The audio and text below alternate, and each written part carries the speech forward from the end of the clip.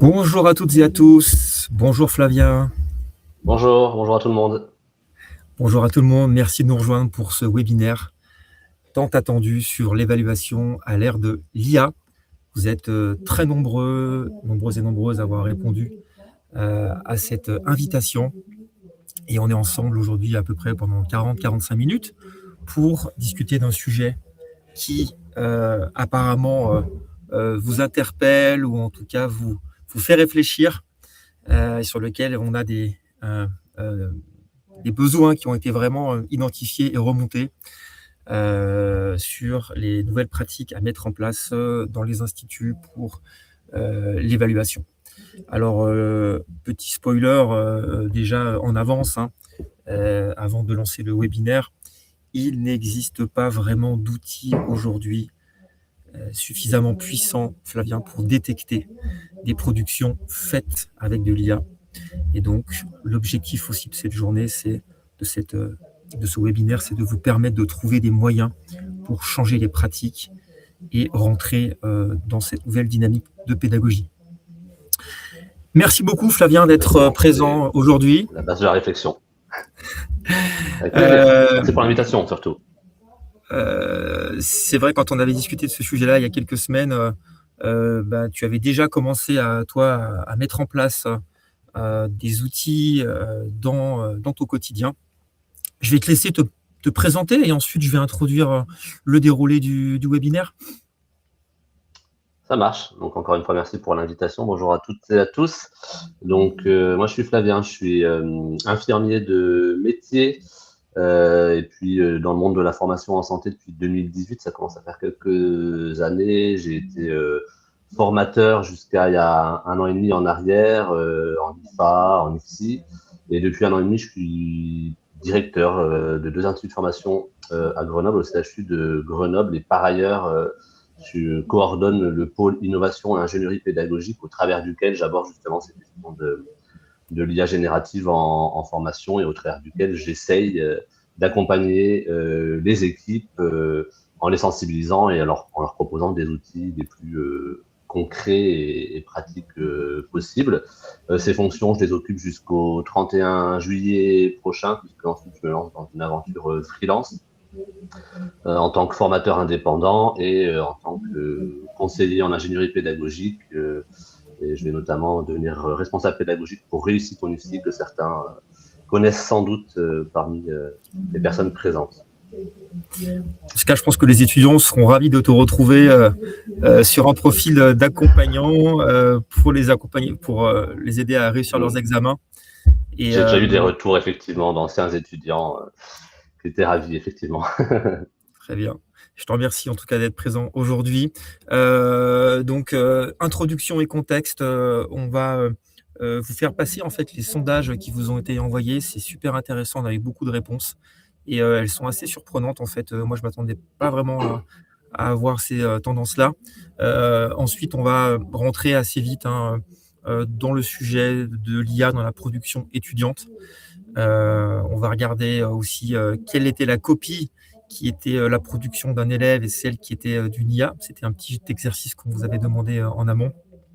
Et ensuite, Flavien va expliquer les outils et les méthodes qu'il a mis en place et qu'il a recensées pour passer d'une logique d'évaluation à une logique d'accompagnement et de préparation du coup à l'usage de l'IA. Évidemment, un temps à la fin pour des questions, des réponses. Ce webinaire, il vous est aussi consacré. Donc, on est vraiment avec un public aujourd'hui à 99% d'instituts de formation. Et donc, je vous remercie aussi d'être présent sur ce temps dédié. Alors, comme je le disais tout à l'heure, il y a un sondage qui est parti. On a eu à peu près la moitié des participants qui ont répondu. Et finalement, la posture actuelle des participants et des 4 formateurs vis-à-vis de l'IA en formation, eh bien, elle est plutôt ouverte. Et je ne sais pas si on aurait eu les mêmes réponses, Flavien, il y a 1 an ou 2. Moi, je vois qu'il y a quand même la grande majorité des gens qui sont soit curieux, soit enthousiastes, et qu'on a à peu près 8% des répondants qui sont réticents. Alors après, il y a peut-être un biais des personnes qui participent à ce webinaire et qui du coup ils participent parce qu'elles sont déjà enthousiastes, et on peut se demander si des personnes qui sont réticentes, bah, du coup peut-être ne sont pas celles qui ont envie de participer à ce genre de webinaire, peut-être. Mais effectivement, dans tous les, je veux pas casser l'effet, mais dans tous les cas, je te rejoins quand même. Dans tous les cas, il y a quand même forcément une évolution des a priori par rapport à l'IA générative, plutôt entre guillemets positive, ça c'est sûr. Et justement, ces a priori ou peut-être ces mécanismes un peu de protection, ben, on voit que, aujourd'hui les usages l'emportent très largement, et que, la plupart d'entre vous ont déjà détecté, heu, des étudiants qui utilisaient l'IA lors de la correction de devoirs écrits, et je pense aussi qu'il y a de plus en plus, de personnes dans les instituts qui utilisent même l'IA pour leurs usages professionnels. Je crois que toi, Flavien, tu m'avais dit que tu avais aussi la très grande majorité de tes étudiants, des étudiants qui utilisaient l'IA. Oui, complètement.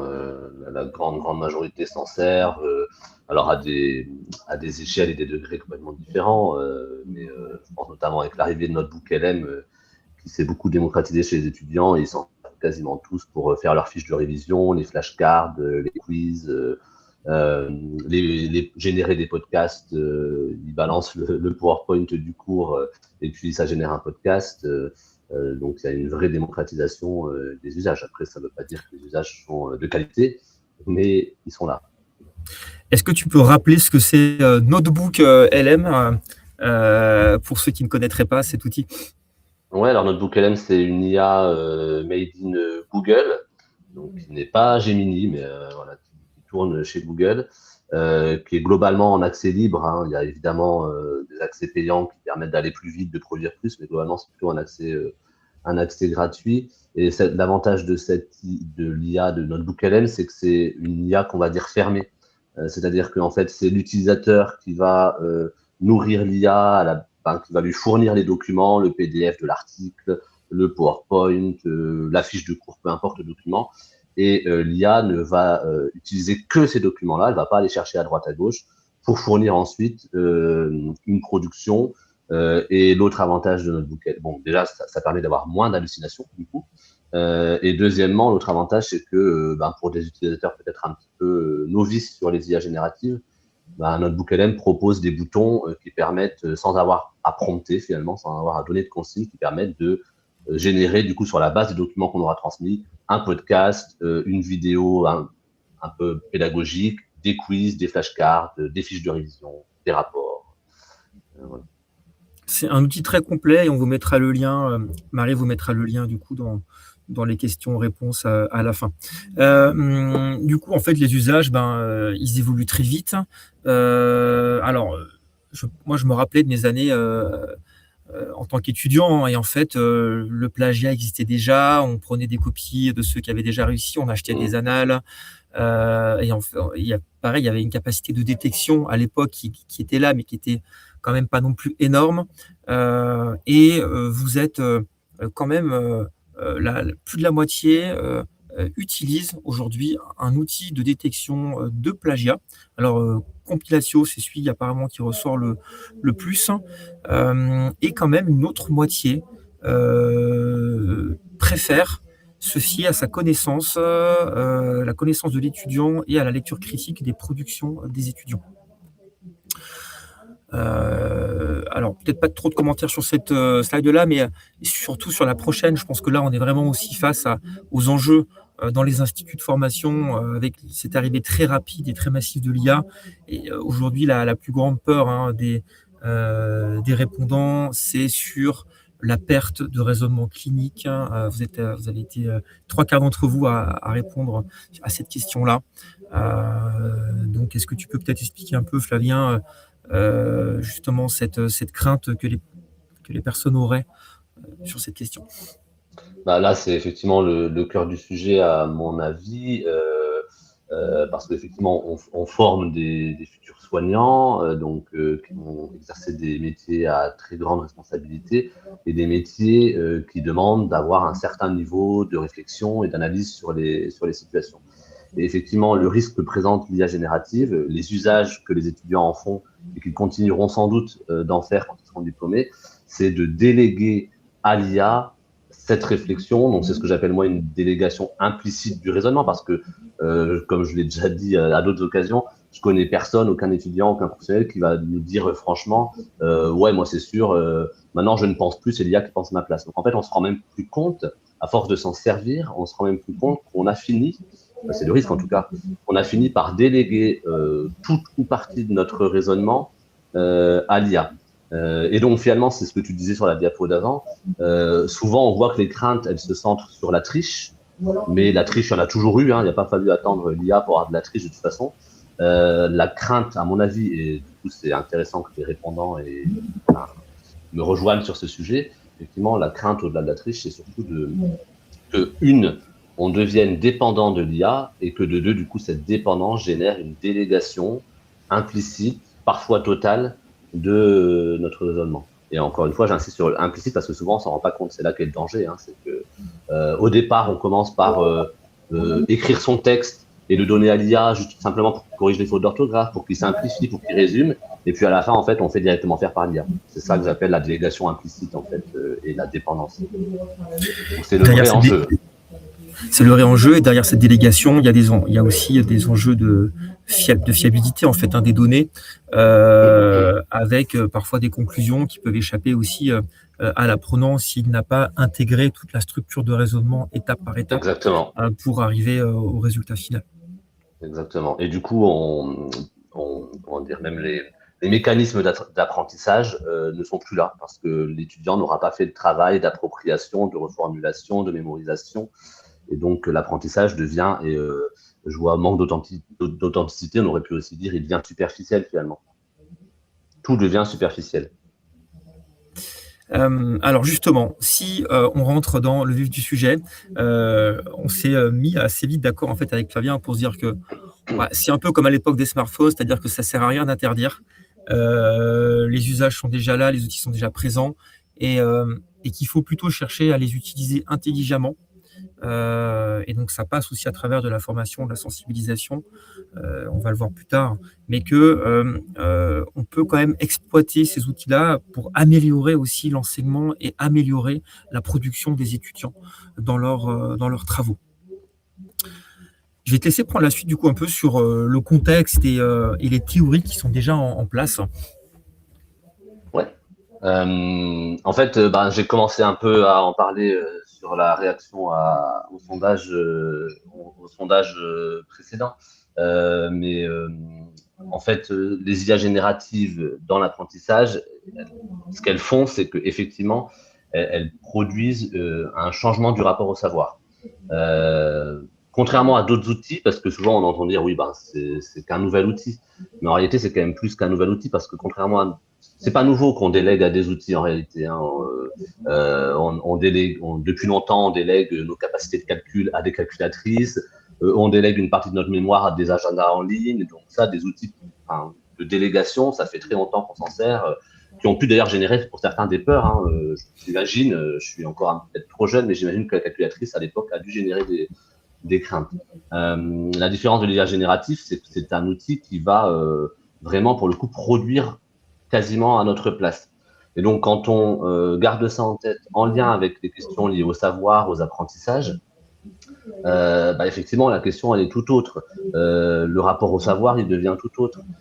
Déjà, avec l'apparition d'Internet, il y a quelques années maintenant, le rapport au savoir a changé, puisque l'étudiant avait accès simplement, librement, rapidement à du savoir. Il n'avait plus besoin d'aller à la bibliothèque pendant des heures, ou lire des encyclopédies, ou dépendre d'un sachant qui était le maître, l'enseignant. Mais alors là, maintenant, à l'ère de l'IA générative, c'est encore plus rapide, c'est encore plus libre, et surtout, ça va répondre vraiment à ce que l'étudiant il cherche, encore plus simplement qu'une recherche Google. Et donc, c'est ce que j'ai commencé à expliquer tout à l'heure. Ce rapport au savoir se transformant, la question qu'on peut se poser, c'est comment est-ce que les apprentissages ils vont s'ancrer, puisque la production n'est plus du tout la même, elle est moins personnalisée. L'étudiant ne va plus avoir à faire l'exercice de reformulation. Je parlais de notre book Hélène qui fait les fiches de révision, qui fait les fiches de révision. Il les fait très bien. ou les, les cartes mentales. Sauf que en fait, le fait pour l'étudiant de lui-même rédiger sa fiche de révision ou de lui-même concevoir sa carte mentale, c'est un exercice de mémorisation, d'appropriation du savoir. Le fait de déléguer à l'IA, ben, cette appropriation du savoir, elle va se faire, mais elle va se faire complètement différemment. Donc il y a vraiment un rapport au savoir qui n'est plus du tout le même, et c'est dans ce nouveau rapport au savoir que les enseignants doivent s'insérer et potentiellement adapter leur posture, leur manière de se comporter, leur manière d'enseigner. Voilà, pour cadrer un peu le contexte dans lequel on se situe, je pense, aujourd'hui. Et toi, du coup, tu recommandes encore aux étudiants de rédiger leur fiche de révision ou de s'appuyer sur l'IA pour les produire et éventuellement après qu'ils les organisent eux-mêmes? Eh ben, j'aurais tendance à dire que ça va dépendre de l'étudiant. C'est là où l'individualisation de l'accompagnement est hyper intéressant, et c'est là où dans nos formations en santé, on a un avantage par rapport aux formations universitaires classiques. C'est que nos étudiants ils bénéficient d'un accompagnement individualisé par un formateur référent, ce qui n'est pas le cas de l'université. Et donc, en tant que référent pédagogique, on va pouvoir identifier l'étudiant qui ne va pas réussir à s'approprier les méthodes d'apprentissage, il ne va pas être en mesure parce qu'il n'y arrive pas de rédiger lui-même les fiches de révision. Ça va être un étudiant qui, par exemple, a des difficultés à synthétiser, a du mal à résumer parce qu'il pense que tout est important, et du coup, ces fiches de révision vont être quasiment aussi longues que le cours initial. L'étudiant qui va avoir du mal, et de la même manière, du coup, à faire sa carte mentale. Pour cet étudiant-là, plutôt que de le laisser sans rien, dans le flou et se débrouiller, pour le coup, j'aurais aucun problème à effectivement lui recommander d'aller se servir de Notebook LM ou n'importe quelle autre IA pour faire la fiche de révision ou faire la carte mentale. Par contre, il faudra, en tant qu'accompagnant pédagogique, il faudra le sensibiliser à, une fois que la production a été réalisée, à la relire, à se l'approprier, à la critiquer, à être en mesure de repérer des hallucinations, des approximations, des synthèses beaucoup trop, pour le coup, simplifiées, une déformation du propos du cours. Et c'est là où on va permettre à l'étudiant de développer son esprit critique malgré l'usage de l'IA, et où nous, en tant qu'enseignants, on va garder notre rôle qui va être celui de sensibiliser, de contrôler et d'accompagner. Ok, merci pour ça. Je vois que Marie a lancé un petit sondage justement dans le chat. En tout cas, ce qui est sûr, c'est que il n'existe pas aujourd'hui d'outils de détection fiable, et assez rapidement, les créateurs de ChatGPT ont abandonné le projet, puisqu'il suffit de changer le prompt. Vous pouvez très bien dire je suis un étudiant avec une pas très bonne orthographe, ou qui vient de démarrer, ou j'ai une syntaxe un peu moyenne, enfin, adapte mon style pour pour produire un document qui Exactement. ressemble à celui d'un jeune étudiant, et l'IA va très bien le faire. Donc, on est un peu, en fait, obligé d'apprendre à l'utiliser à bon escient plutôt que de l'interdire. Et justement, vous avez envoyé 2 copies. Une copie qui était produite par une étudiante, et une copie qui était produite par une IA. Et il s'avère qu'en fait, la majorité d'entre vous, enfin, il n'y a pas de tendance claire qui se Non. dégage. Le document A était celui de l'étudiant, et le document B était celui d'une IA. Mais on voit que, ok, il y a peut-être 56% des gens qui ont identifié que le document A était celui de l'élève, et 60% qui ont identifié que le document B était celui de l'IA, mais ce n'est pas non plus une victoire écrasante, Flavien. Non, et c'est hyper intéressant, parce que ça illustre bien le fait qu'à l'œil nu, c'est très très compliqué de se faire une opinion vraiment argumentée et certaine de est-ce que le travail que je suis en train de lire est 100% mon élève, ou est 100% mon étudiant, mon élève, ou est 100% de l'IA. Ceci dit, il peut y avoir quand même quelques indices, mais comme tu l'as dit, en plus, les IA se développant, devenant de plus en plus performantes, les nouveaux modèles de LLM, ils sortent des nouveaux modèles tous les 15 jours qui sont de plus en plus performants. Ils s'adaptent aussi à tout ça, mais ça reste encore à peu près vrai. Il y a quand même des éléments qui peuvent nous mettre la puce à l'oreille, nous indiquer c'est plutôt mon élève ou c'est plutôt de l'IA. Donc, c'est ce qu'on voit sur la diapo, là, donc sur le premier document, donc, qui était bien une production 100% élève. On voit que l'élève, il fait des références directes à la bibliographie. C'est très spécifique, il ancre la bibliographie dans son travail, là où les IA génératives sur des prompts basiques, et les élèves ont tendance à faire des prompts basiques, donc ça, il faut garder ça aussi en tête. On va plutôt avoir tendance à soit pas mettre de bibliographie, soit mettre de la bibliographie très généraliste, mais sans l'ancrer sans faire de lien avec le cœur du sujet, ce que là, l'étudiante fait. Ensuite, il y a des indications de langage, des types de langage en langage naturel, en fait, on va avoir par rapport à un langage IA. Ici, l'étudiant dit, nous reviendrons sur les concepts, comme dans notre cas de recherche. Ça, l'IA s'exprime, sauf encore une fois, à prompter spécifiquement, comme tu l'as dit. L'IA va quasiment jamais parler de cette manière-là, qui a quand même une marque de langage très naturelle pour le coup. Et puis, il y a effectivement la complexité syntaxique, tout à fait. Là, on voit que l'élève fait des phrases longues, des phrases un peu lourdes. Alors, c'est le style agréable à lire, cela dit, hein, mais les phrases sont longues et lourdes. L'élève, il essaie d'argumenter, de montrer qu'il maîtrise vraiment son sujet. L'IA va plutôt avoir tendance à faire plutôt des phrases plutôt courtes, plutôt resserrées. L'IA va avoir une bonne capacité à synthétiser, mais parfois synthétiser trop. En tout cas, l'IA fera jamais des phrases, sauf encore une fois, à prompter en lui disant fais des phrases longues et lourdes. Si on ne lui prompte pas ça, l'IA fera jamais des phrases longues type littéraire en fait, sauf à le prompter encore une fois. C'est vrai que quand on voit la copie B, déjà rien que dans l'organisation visuelle, il y a une consistance un peu et une récurrence du style, de la syntaxe qui est déjà beaucoup plus visible. Et sur ce document, justement, Flavien, ce qui manque, c'est le rappel à des situations vécues personnellement ou le rappel en fait à la première personne. C'est ça, exactement. Là pour le coup, c'est vraiment frappant en termes de structure, plein de petites sous-parties, beaucoup de retours à la ligne, donc beaucoup de nouveaux paragraphes. Ça, c'est très classique de l'IA, et effectivement, peu de capacité à faire du rappel au sujet pour lequel on écrit en fait le document. Là, c'est assez frappant. Du coup, peut-être sur qu'est-ce que tu attendrais toi aujourd'hui d'un élève sur une copie comme celle-là, qu'est-ce que tu aimerais qu'il intègre justement pour dépasser un peu la simple appropriation de l'IA? Tu vois, par exemple, on le voit aussi, et je pense que ça va faire tilt chez pas mal de gens qui nous écoutent là aujourd'hui. On le voit aussi beaucoup sur les dossiers Parcoursup. Dans les dossiers Parcoursup, pour intégrer un IFSI ou autre, on leur demande de donner à voir leurs expériences. Donc, ils rédigent une lettre de motivation et puis ensuite, ils rédigent tout un tas de zones de texte sur leurs expériences peut-être de stage, d'expériences associatives, pratiques sportives.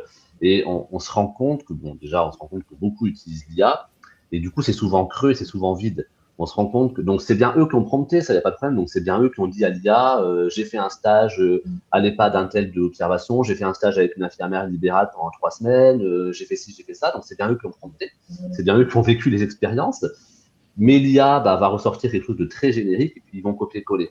Là où ce qu'on leur demanderait, ce serait plutôt d'expliciter ce que le stage leur a apporté, d'expliciter ce que la pratique sportive a d'intéressant sur le métier d'infirmier ensuite, d'expliciter ce que le fait d'avoir été dans une association de sauvetage des animaux en détresse, tu vois, et du coup, c'est là où nous, en tant qu'enseignants, à nouveau, on peut les accompagner, les sensibiliser. Ok, tu veux te servir de l'IA parce que la rédaction, c'est pas ton truc, parce que tu ne sais pas synthétiser, tu ne sais pas résumer. Ok, pourquoi pas. Par contre, fais toujours en sorte de réitérer avec l'IA, de formuler ton prompt pour que, en fait, ce soit ton intention soit explicite. On veut pas une liste de stages, on veut pas une liste d'expériences, on veut qu'est-ce que tu y mets derrière. Et du coup, c'est la même chose sur les analyses de situation, c'est la même chose sur le travail de mémoire, c'est la même chose sur les analyses de pratiques professionnelles, où ça va être souvent très impersonnel parce que, ils ne savent pas se servir de l'outil. On peut ne pas savoir se servir d'une calculatrice. Par exemple, moi, on met dans les mains une calculatrice scientifique. J'ai fait un bac littéraire. Hein. On met dans les mains une calculatrice scientifique. Je saurais faire 4x4, des divisions, mais je ne saurais pas. Ce sera un peu un gâchis, l'outil dans les mains. De la même manière, les étudiants, il faut qu'on leur apprenne à se servir d'outils pour aller à 100% des possibilités de l'outil. Alors justement, il y a cette approche conseils vers les étudiants et orientation, mais également aussi sur l'évaluation, puisqu'on a vu qu'il est très facile aujourd'hui de produire des travaux de grande qualité chez soi à domicile. Et du coup, toi, ta recommandation, en fait, c'est plutôt la mise en pratique, en fait, hein, et du coup, d'être dans une logique un peu plus de pédagogie inversée. Et notamment, grâce à l'oral, de vérifier si l'étudiant a bien intégré les connaissances. Ouais.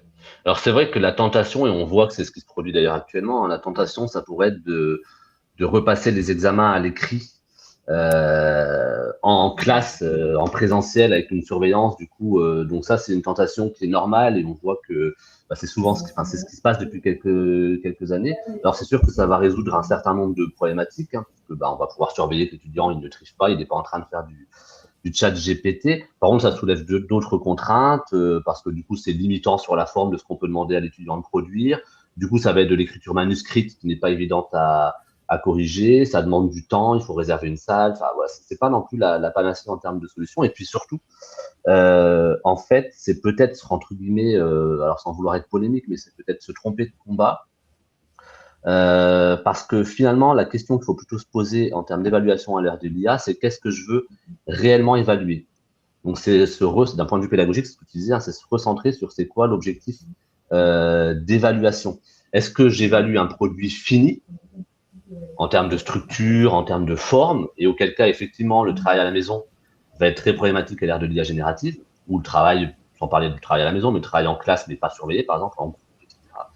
Ou est-ce que ce que j'évalue, c'est le cheminement, le raisonnement, la réflexion qui a conduit l'étudiant à finalement produire ce produit fini. Et dans ce cas-là, l'IAG n'est pas forcément un ennemi. Par contre, ça va demander peut-être de réadapter les consignes, c'est-à-dire de demander à l'étudiant de fournir, en plus de son produit fini, de fournir ses prompts, de fournir un journal de bord. On peut demander à l'étudiant de rédiger un journal de bord où il va devoir écrire à chaque fois qu'il va travailler sur son produit, ce qu'il a fait aujourd'hui, ce qu'il a corrigé, ce qu'il a changé, ce qu'il a ajouté, ce sur quoi il a réfléchi, et ça, il va devoir nous fournir ce journal de bord. Donc en fait, c'est ce qu'on appelle les traces d'apprentissage. On va également corriger les traces d'apprentissage en plus du produit fini. Donc je crois que le travail de recentrage, il est surtout il faut se poser la question, qu'est-ce que je cherche en termes d'alignement pédagogique, qu'est-ce que je cherche réellement à évaluer? C'était quoi mes objectifs? C'est la même chose, hein, pour un peu se décaler, mais pour peut-être illustrer. J'ai déjà eu des débats sur pourquoi est-ce que sur l'EVA d'anaphysio, le QCM d'anaphysio, pourquoi est-ce qu'on limite à 1 heure de temps? Qu'est-ce que je cherche réellement à évaluer? Est-ce que c'est important pour moi que l'étudiant y réponde vite? Je ne suis pas certain. Pourquoi je lui mets cette pression temporelle? Ce que je cherche à savoir, c'est est-ce qu'il connaît et est-ce qu'il est capable de mobiliser sa connaissance? Alors, évidemment, là, on a mis 1 heure parce que sinon, il faut surveiller, ça prend des salles. C'est pour ça en réalité. Mais du coup, on ajoute on perturbe ce qu'on cherche réellement à évaluer. Et c'est un peu la même chose, hein, pour revenir sur l'IA générative. Il faut se poser la question en équipe, qu'est-ce qu'on cherche réellement à évaluer? Et du coup, au regard de ce qu'on cherche réellement à évaluer, est-ce que l'IA générative est réellement un problème ou pas? Et après, du coup, on peut se mettre au travail et repenser ces évaluations. C'est super intéressant. Moi, je me demande aussi, qu'est-ce que, en fait, on sera en capacité de demander à évaluer les prompts de l'étudiant. Et qu'est-ce que tu aimerais évaluer, toi, qui soit la production directe de l'étudiant? Qu'est-ce qu'on pourrait donner comme conseil du coup aujourd'hui? OK, l'IA peut vous prompter plein de choses, on peut analyser les prompts, on peut documenter la méthodologie, mais est-ce qu'on évalue la restitution? Est-ce qu'on évalue la méthodologie? C'est quoi pour toi le critère le plus important aujourd'hui? Alors, encore une fois, tout dépend le sujet de l'évaluation, la thématique, l'UE qui est concernée. Certaines UE, on va plutôt se centrer sur la méthodologie de travail, c'est-à-dire que ça va nous intéresser de savoir comment l'étudiant il a travaillé pour produire sa ressource. Et puis, il y a des évaluations qui on va plutôt vouloir évaluer un degré de connaissance. Et donc là, c'est sûr que l'évaluation, on va plutôt vouloir évaluer un degré de connaissance. L'utilisation de l'IA générative va être problématique pour le coup. Donc là, il faudra faire en sorte de rendre impossible l'utilisation de l'IA générative Et c'est là où on peut revenir, alors je ne fais pas forcément toutes les choses dans l'ordre des diapositives, mais c'est là où on peut revenir effectivement sur l'oral. L'oral va permettre à l'oral, l'étudiant il va pas pouvoir se servir d'IA générative. Il va pas avoir avec lui son ordinateur. Alors il va pouvoir préparer son oral avec l'IA générative éventuellement, mais il va pas pouvoir anticiper les questions qu'on va lui poser. On le voit notamment sur les travaux de recherche. L'étudiant qui va faire 100% de son écrit avec ChatGPT, quand il va passer à sa soutenance, ça risque de fort se voir parce que dès qu'on va lui poser des questions un peu de fond, il maîtrisera pas son sujet. Donc, je pense que sur l'oral peut être intéressant sur l'évaluation de connaissances si on n'a pas envie de remettre à l'écrit. Je ne dis pas qu'il ne faut pas remettre des choses à l'écrit. L'écrit en classe surveillée est une très bonne modalité d'évaluation, mais tout dépend de ce qu'on veut réellement évaluer. Donc, vraiment, la question centrale, c'est de se mettre en équipe la première question à se poser, c'est qu'est-ce qu'on veut évaluer. Et là, on liste. En fait, c'est des objectifs. C'est quels sont les objectifs de mon évaluation. Qu'est-ce que je veux vérifier à l'issue de cette évaluation. Est-ce que je veux que l'étudiant il sache faire. Est-ce que je veux qu'il maîtrise une méthode d'appropriation des savoirs, auquel cas l'IA générative peut même être un allié, ou est-ce que je veux qu'il maîtrise des connaissances. Voilà, du coup, l'objectif n'est pas du tout la même chose. Et que du coup, comment tu imagines ça dans un institut? Est-ce que ce sont des réunions préparatoires avant chaque année? Est-ce que ça dépend un peu des étudiants? Est-ce que ce sont des... Ça dépend aussi, tu as parlé des UE, mais j'imagine aussi qu'on peut inclure les stages dedans. Enfin, comment tu vois Ouais. la transposition dans les organisations aujourd'hui? Alors c'est vrai que moi je le verrais bien, en tout cas c'est comme ça que dans les instituts que je connais que ça se fait. Je vois deux axes. Le premier axe c'est effectivement de la réunion d'équipe. Alors après qui sera dans cette réunion, par exemple si c'est par exemple on réfléchit à l'évaluation de l'UE. Alors là tout va changer si on parle des IFSI, mais on va généraliser. On est sur une UE en lien avec le raisonnement clinique. On veut concevoir une évaluation. Eh ben, les formateurs responsables des UE de raisonnement clinique se réunissent, se posent et on brainstorm. C'est quoi les objectifs? Qu'est-ce qu'on veut que les étudiants sachent faire en termes de raisonnement clinique? Est-ce qu'on veut qu'ils sachent faire un tableau avec des colonnes? Est-ce qu'on veut qu'ils sachent remplir un tableau avec des colonnes et des lignes? Dans ce cas-là, le produit fini nous suffit. Ou est-ce qu'on veut qu'ils sachent raisonner, c'est-à-dire qu'ils sachent observer une situation, détecter des éléments problématiques, des écarts avec les attendus, formuler des hypothèses, mettre en place des actions, contrôler des actions, évaluer des actions. On voit bien que on n'évalue pas du tout la même chose. Pourtant, on est bien sur la même évaluation. Donc ça se brainstorm en équipe.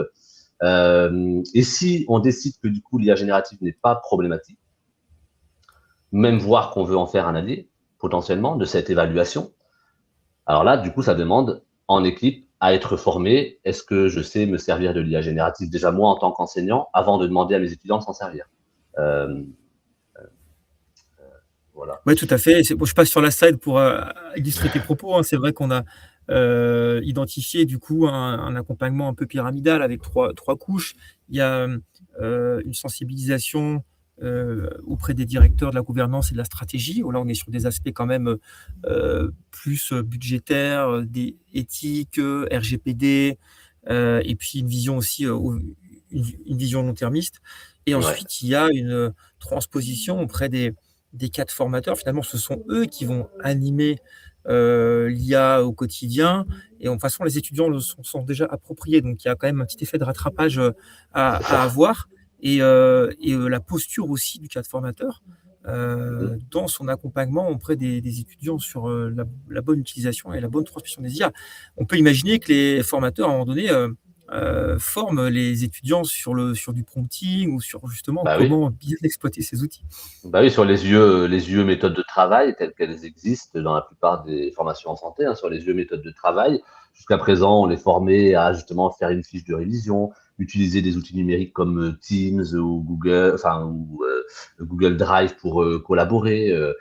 Dans ces UE méthodes de travail, il me semble qu'il va falloir intégrer l'utilisation de l'IA générative pour accompagner les apprentissages, parce que les étudiants de toute façon s'en servent, et donc à nous de les accompagner sur comment je m'en sers de façon critique, vraiment utile, pertinente, voire du coup quand est-ce que je m'en sers et quand est-ce que je m'en sers pas. On peut aussi les accompagner là-dessus, à leur proposer des méthodes de réflexion, des questions à se poser. Est-ce que j'ai vraiment besoin de l'IA cette fois-ci ou est-ce que j'en ai pas besoin? Tout ça, on peut effectivement le mettre dans nos programmes pédagogiques. Justement, si on parle des outils, Flavien, moi je pense que maintenant la plupart des personnes connaissent, Oui, les outils que je vais mentionner là.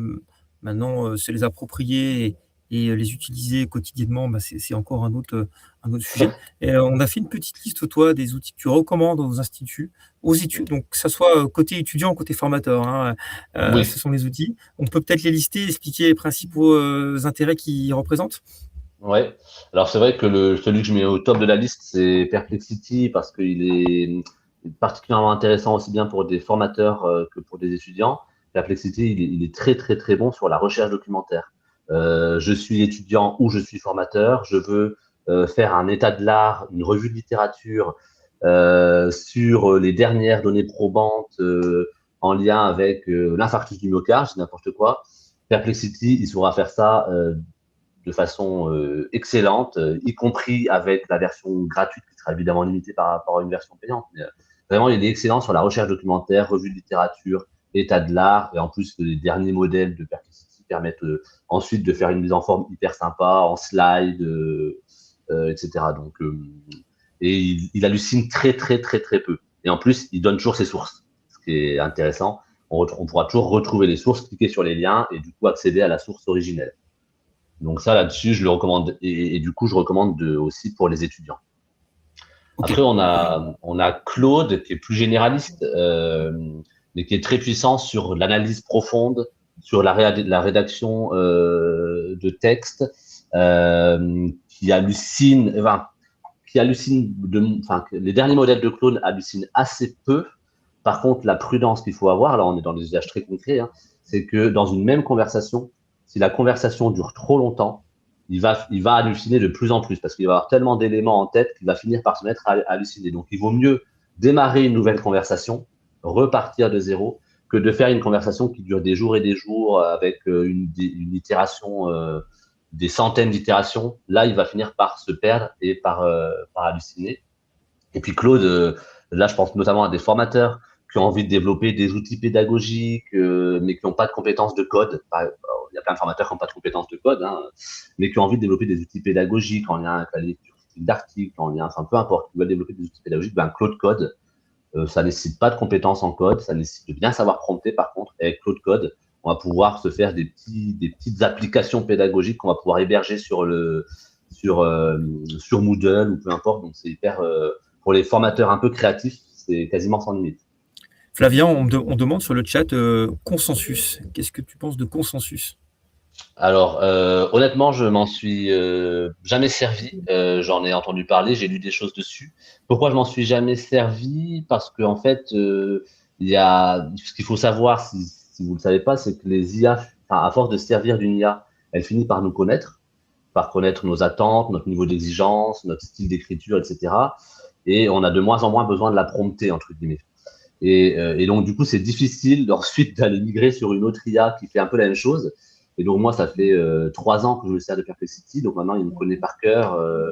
Et du coup, je gagne beaucoup de temps. Et donc, j'avoue que j'ai pas pris le temps, j'ai pas eu la motivation d'aller tester Consensus et de migrer sur Consensus. Donc, je pourrais pas en parler, malheureusement.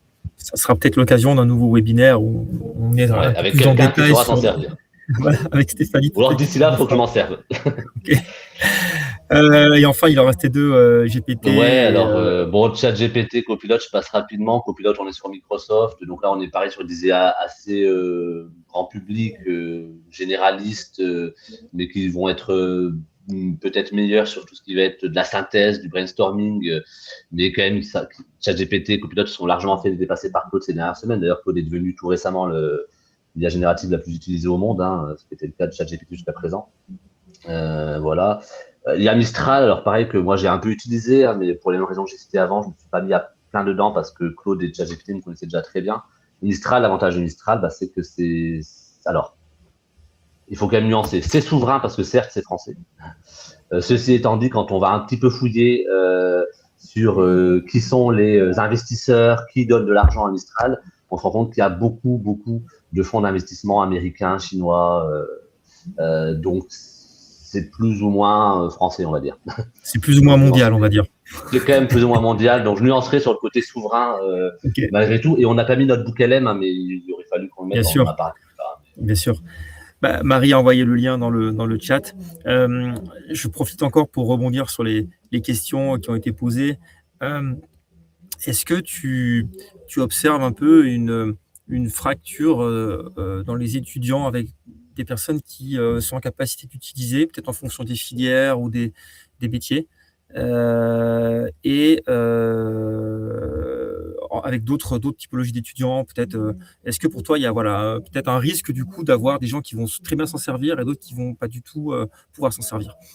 Bah, complètement, mais en fait, ce n'est une prolongation de la fracture numérique qui existait déjà avant l'IA dans n'importe lesquels de nos formations, où on demande depuis pas mal d'années, avant encore l'IA, à nos étudiants d'aller se connecter sur des plateformes d'enseignement numérique pour récupérer les cours. On met même en place dans certains IFSI, dans les gros IFSI, des évaluations sur tablette, numérique sur tablette. Ne serait-ce que se servir de Word pour certaines personnes pour faire le mémoire avec le sommaire automatique, c'était déjà très compliqué. On avait déjà une fracture avec des inégalités qu'on essayait de combler en proposant des cours, de méthodes de travail, des cours optionnels, bureautiques, etc. Forcément, l'IA, elle vient accentuer encore plus cette fracture parce que tout le monde, alors déjà d'une, parce qu'il faut maîtriser d'un point de vue numérique les usages, et puis de deux, parce que comme on en devient indépendant, en général, on a envie de passer à l'étape supérieure qui est la version payante. Et la version payante, tout le monde ne peut pas se l'offrir. 20 € par mois, une IA, sachant qu'en général, on ne se sert pas d'une seule IA, ça fait vite très très cher. Donc il y a forcément ce phénomène de fracture. Et en plus, comme tu le disais très bien, il y a aussi en fonction du groupe de population, et là je pense notamment dans les formations en santé, on a les étudiants infirmiers, les étudiants en médecine, mais on a aussi des étudiants ambulanciers, enfin les élèves ambulanciers, les élèves aides-soignants. C'est encore une autre population, hein, pour ceux qui sont formateurs en IFSI et en IFAS, je pense qu'ils voient la différence entre les étudiants infirmiers et les étudiants aides-soignants. On est sur d'autres populations. Et d'ailleurs, moi, je le vois très clairement. En introduction, je disais quasiment 100% des étudiants se servent de l'IA.